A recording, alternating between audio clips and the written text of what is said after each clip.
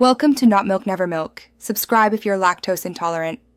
You need admin access and a recent backup, so make sure important files are saved. Now open Settings, go to System then Recovery, or press and hold Shift while clicking Restart to jump into Recovery. Once done, select Troubleshoot, then Advanced Options, because that path exposes the startup settings you must use next. This is the fastest route to the startup menu and avoids repeated restarts. It prepares Windows to switch boot modes safely without guessing.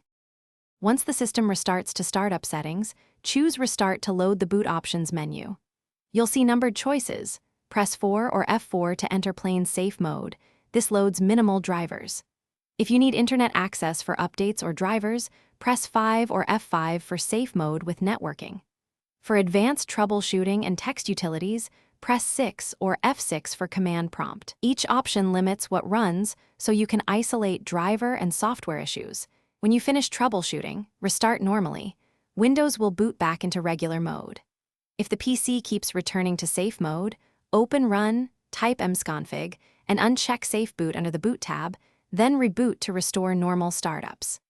If safe mode fails to start at all, return to Advanced Options and run System Restore or Automatic Repair, because corrupted boot files can block safe mode. These steps ensure you can both exit correctly and recover when the boot environment is damaged. Thanks for watching. If this was helpful, leave a like and consider subscribing. See you next time.